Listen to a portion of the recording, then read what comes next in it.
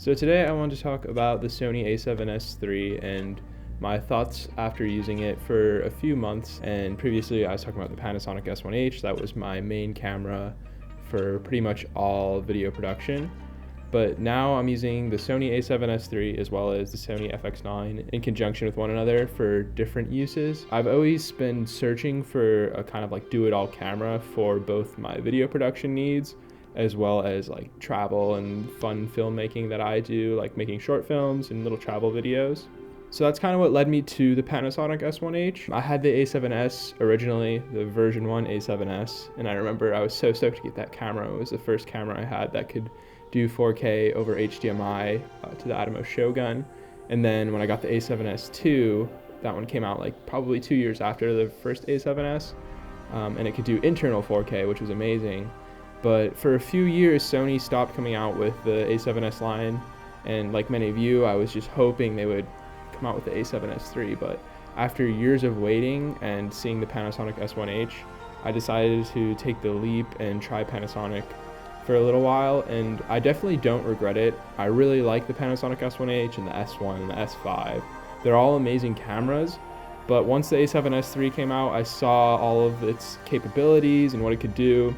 I knew I was going to have to at least try the A7S III, but now that I'm back with Sony, I kind of want to talk about some of the advantages over the Panasonic, as well as just my general thoughts and opinions after using this camera for about 6 months. I think later on I will do like a more in-depth review and talk about the camera more technically, but for now I'm just going to talk more about my personal opinions and thoughts about the camera, using it for both video production, for client work, as well as I've taken on a few trips so far, so for making travel films and like my personal work.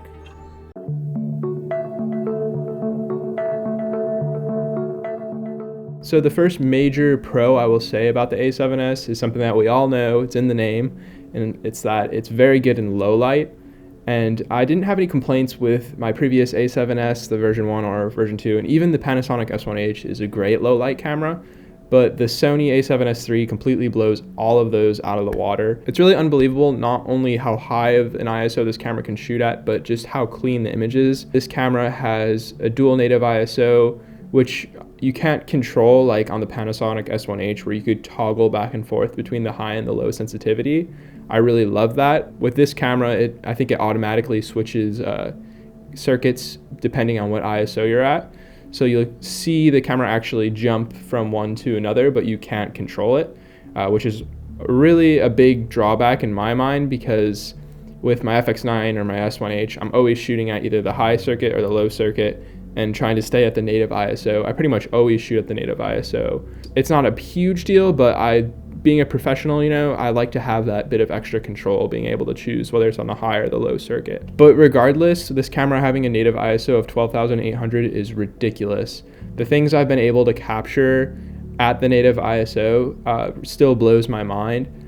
For most of my video production work, since we're using lights and working on set, I pretty much always leave the camera at 640 when shooting an S-Log3, because I'm always using S-Log3 and I'm sometimes out and about shooting more like travel work and stuff. I don't know if I'll have to jump to the higher ISO of 12,800. It's really cool because I can just shoot anything regardless of the environment almost, Like I've shot stuff at night, I've shot stuff in Iceland with pretty much no available light, just pointing the camera up at the sky. You can see the stars with a fast enough lens. It's truly unbelievable. With that being said though, I'm not a huge fan of having the higher ISO, the higher native ISO being at 12,800, because most of the time when I'm in a pinch and I do have to raise my ISO past 640, I'm looking to get just a little bit more light and not 4 or 5 stops. With the S1H going from the native ISO of 640 to 4,000, that's not really a huge jump, which I can appreciate.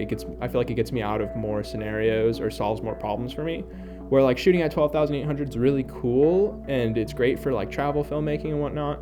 But for somebody like me that, I'm often using this thing on set, I really don't need 12,800 when we're lighting a project. I'm just trying to like stop down to 2.8. So I often find myself just opening up the aperture a little bit or using ND to compensate for exposure, or maybe even just like dialing the light up a little bit. So it's not a huge deal. It is really cool that you have the option to shoot at 12,800 and get such a clean image, But overall, I would say the low light performance is a huge plus for this camera, especially if you're somebody who doesn't use lights often or doesn't want to use lights. It lets you shoot in so many different environments that you might not have been able to previously.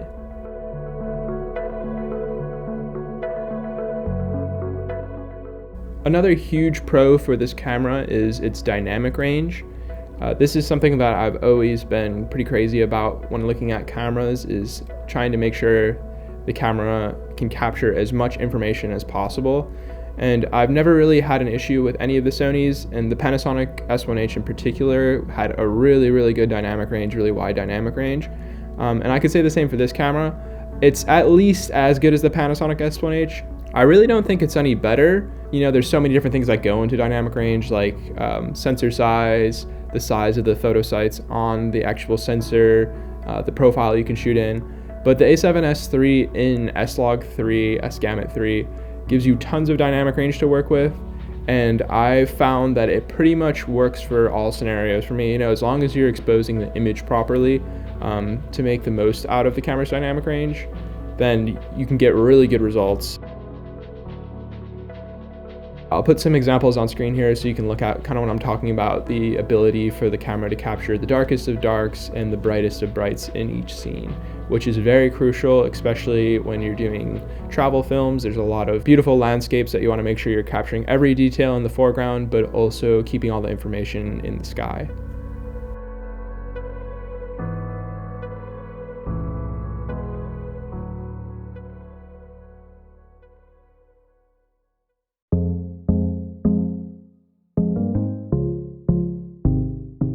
One of my favorite parts about this camera are all of the different recording options that are available, specifically really the bit depths and the chroma subsampling that's offered on this camera. Something I was really impressed with my S1H was the fact that I could shoot 10-bit in 4K up to 60 frames per second. There were some drawbacks, and one of them was on the S1H when you shot 4K 60, it was in 10-bit 420, which is still great, but on the A7S III, you're able to shoot 4K 60, 10-bit 422, and it can even shoot 4K 10-bit at 120 frames per second, also in 422, with a minimal crop. You know, it's like virtually no crop at all, I believe, in both 4K 60 and 4K 120, where on my S1H, it is a super 35mm crop for 4K 60 10-bit. There is a little bit of a noticeable improvement, but the one drawback is it does kind of hinder your computer. Having to deal with that extra data, I've noticed, makes it a little bit harder on the computer. But for me, I would way rather have the extra quality and sacrifice a little bit of performance in the post-production end, because you can always make proxies, and there's a ton of workarounds. Ability for the camera to shoot 10-bit 422 and all of these different frame rates and resolutions is amazing, and it's something that a lot of my professional cameras can't even do, like my FX9. Which still blows me away, the fact that this has better frame rate and resolution codec options. Obviously, they're different cameras, they're made for different things. It's truly impressive that this camera can do 4K 120, 10-bit 422.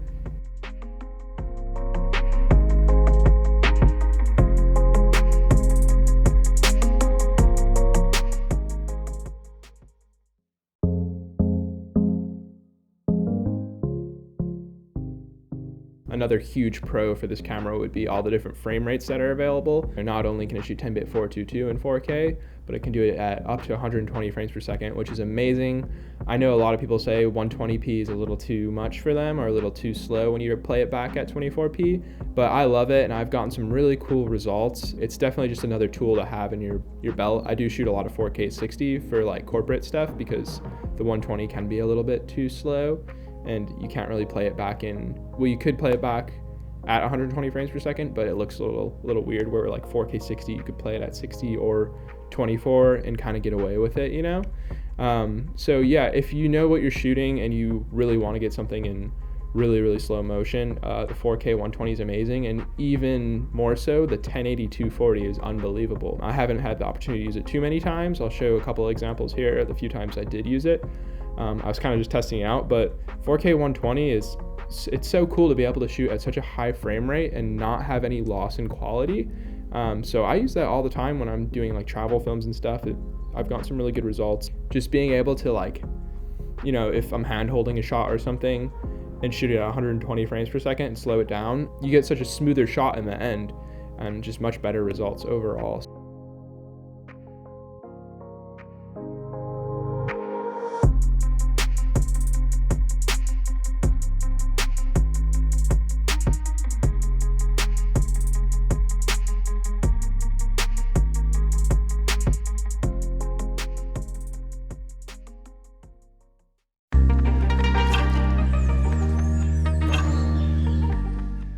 Another thing I really like about this camera is the battery life. This is something that I've had kind of a long battle with. You know, a lot of these mirrorless cameras are just not designed to be doing video. You know, they weren't at first, at least when I had the A7S1 and the A7S2. The battery life was awful and just, you couldn't even get an hour. I think I had like 10 W batteries just because I was always running around and didn't always have access to power or like an external power source. Then when I got the S1H, I was like, finally a mirrorless camera with good battery life.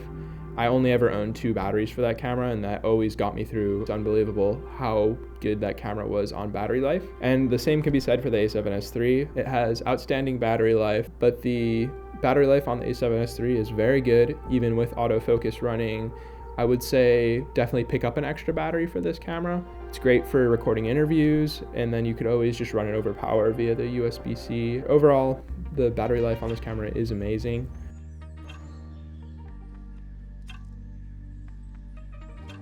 And moving on to a similar topic, the button layout of this camera is another thing that I would put as a pro, something I do enjoy about the camera. Not quite as much as my S1H. That might just be because I have had the S1H for quite a bit longer. And it's a larger camera, so there's more room for buttons. There's a lot of options to customize the buttons. On the A7S III, there's still a lot of options, but not quite as many. But I do like the layout of it. I like that they added a record button up top, and I mostly use like the D-pad for customization, and then I have obviously all the custom buttons are mapped to different functions. And I'm happy with the amount of options that they have available, but it's still not quite as good as the Panasonic. But overall, the button layout's really good, much better than previous cameras, very comfortable, and I just feel like it's easy to use the camera.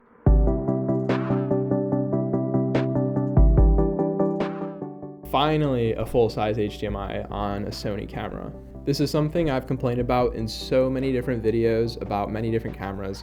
The micro and mini HDMI inputs, they don't last like the full-size HDMI. That and like, when are you going to be able to go get a micro HDMI cable in a pinch? You know, you have to go to like a specialty store, where there's been so many times. Just the other night I was actually shooting an advertisement, and I was at somebody's house, and the one thing I forgot, of course, a freaking HDMI cable. So I just went to their TV and just borrowed it for a little bit and put it back when I was done. You know, not only are they that super hard to find, micro and mini HDMIs, but they just always break. I've broken so many of them, and it's so dangerous because it could get stuck in the HDMI port, and that would cause just a huge problem. Big ups to Sony for finally adding the full-size HDMI on this camera.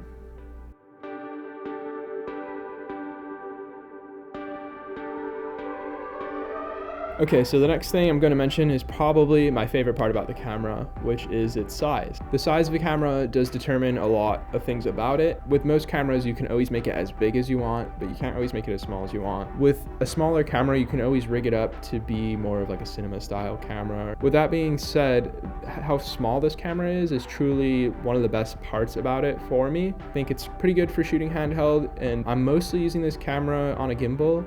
But when I do travel, I use it handheld a lot, just because sometimes, you know, the moment's there and you don't have time to throw it on a gimbal or rig it up. Being able to capture stuff easily when the moment's happening is really my main focus with a camera like this. But because I'm so often using it for different types of shots, it's so nice to be able to have it either in its smallest form, where I can just bring it on a strap or in a backpack, or toss it on a gimbal and get some really cool shots, or even rig it all the way up to be more of a cinema camera and have it side by side on set with my FX9.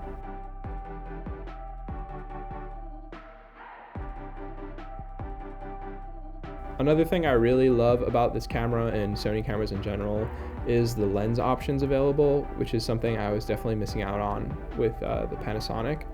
There weren't a lot of lenses out yet, just because it was a newer system. So I was often adapting old film lenses, which is really fun.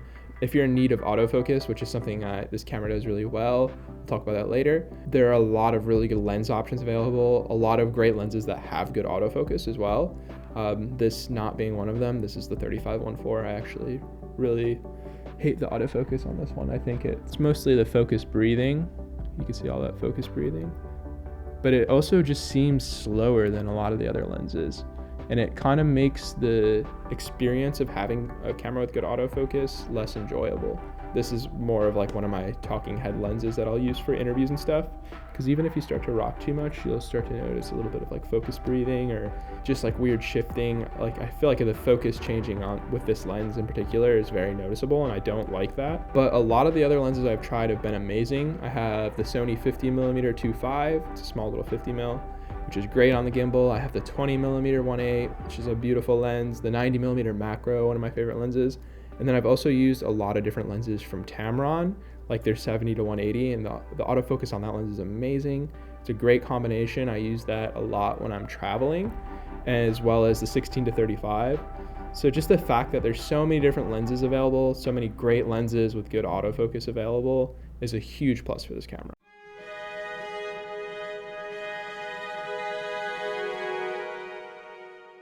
All right, well, moving on, we're almost through all of my favorite things about this camera. One other big plus, in my opinion, is the picture profiles available on this camera. Not only S-Log2 and S-Log3, which are what I primarily shoot in. Those are great profiles, really solid for color grading.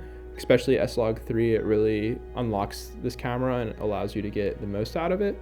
Just like with the Panasonic S1H V-Log, really gives you a lot of extra room to work with. And I found both V-Log and S-Log3 to be extremely enjoyable to grade with once you find your workflow. 99% of the stuff I shoot is going to be in S-Log3. I love the gamma display assist option on the camera. It's a huge help when you just want to get a quick idea of what the finished picture is going to look like, but you still want to shoot in S-Log. I actually have that mapped to one of my custom buttons as well. But another picture profile that I love that I'm filming in right now is picture profile 11, which is S-Cinetone. It's not something I use a whole lot. The fact that both this camera and the FX9 have it gives me another option to use when I'm shooting with both cameras together. I like S-Cinetone a lot. I think it's beautiful, but it's not a major reason why I would buy this camera. In my opinion, S-Log3 is a way better option and a better tool for me in my workflow, just because I'm always trying to get the most information to work with without recording raw, which is typically, shooting in log. And that's kind of the workflow I'm accustomed to, especially when you're working with multiple cameras. It makes it a lot easier, and you just get the best results, in my opinion, as long as you know how to treat log footage.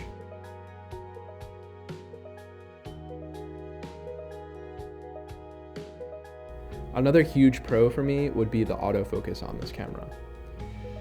Back when I had my A7S II, I was so blown away by the autofocus in video, and at the time that I believe was only contrast detection, but it was still just so good and opened so many doors for me as a one-man band or working on a smaller set, camera on a gimbal. I didn't have wireless follow focus, but being able to pull off these crazy action or moving shots where you're moving through a scene and tracking a subject and the camera just keeps it in focus for you is amazing. And the A7S III does it even better, which is really unbelievable for me. Again, coming from the S1H where autofocus was pretty much not an option, I kind of had to change my style of shooting, which obviously I'd always prefer to have somebody pulling focus for me and having somebody making sure it's in focus, but sometimes the camera does even a better job, especially now when there's like eye detection and face detection, and it's always keeping the person in focus.